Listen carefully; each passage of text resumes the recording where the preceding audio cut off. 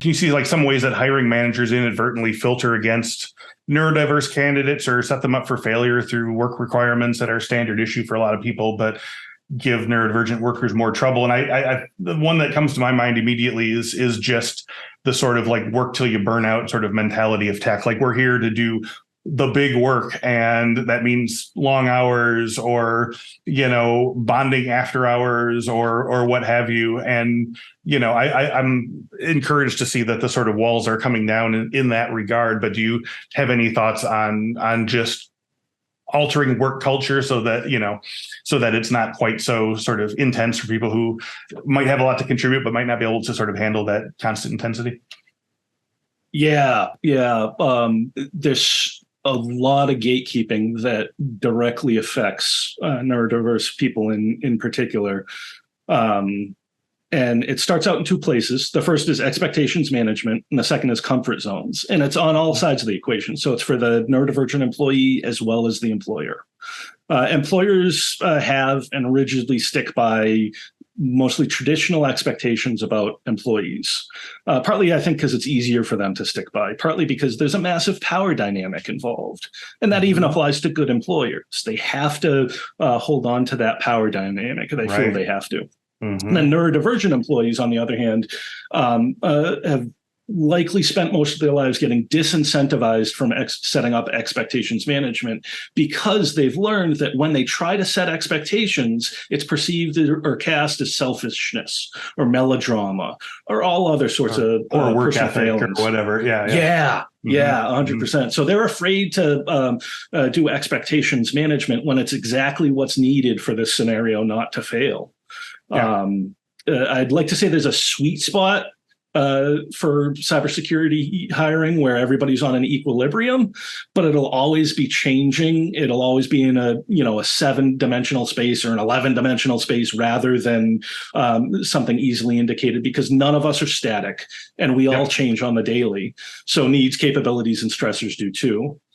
But I think it begins with a recognition that everyone's going to have to relinquish certain comfort zones. Yes. And this is asking the near possible already, because on the one hand, you've got employees afraid that any kind of compromise shifts the power dynamic in favor of workers and neurodivergent workers that can be kind of rigid about certain things. I'm rigid about stuff myself, I know. And most of the autistics I know have their points of rigidity as well. But from that discomfort that both parties end up feeling, that's where the growth happens. The biggest thing for hiring practices is hard educational requirements, because you're immediately filtering out any folks that didn't respond positively to academic structure. And that has nothing to do with their ability to do the job.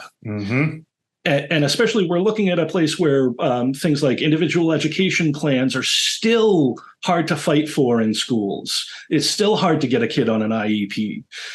No less, the worker that you're talking to that was in education 20 years ago. So what kind of accommodations could have led to success for them along that path that weren't considered? And is your organization repeating that blueprint in its hiring practices, or are you breaking away from that? And I think the second big issue is the idea of culture fit. It's something that's spoken a lot about in hiring practices, and I hate it every time. I think it's an umbrella term for something that employers and hiring managers want to hide behind. But I think working adults need to acknowledge on all sides of the spectrum that work may not always be comfortable, and the person best suited for the job may not be suited to be your beer buddy.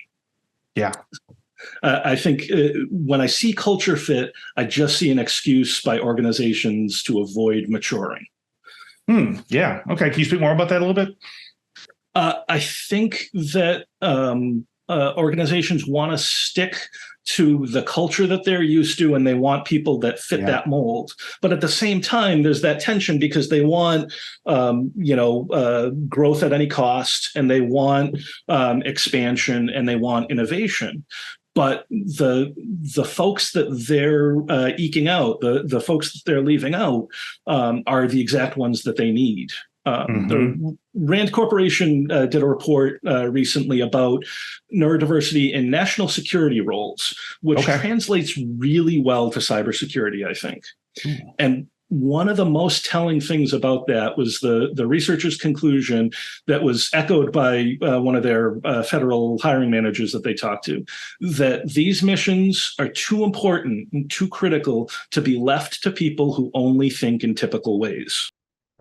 Have you seen Work Bites, the new security awareness training series from Infosec? Our team produced this series with 3 E's in mind, making security awareness training entertaining, engaging, and educational. Just go to infosecinstitute.com/free to learn more about this hilarious office comedy. And hey, let us know what you think about it.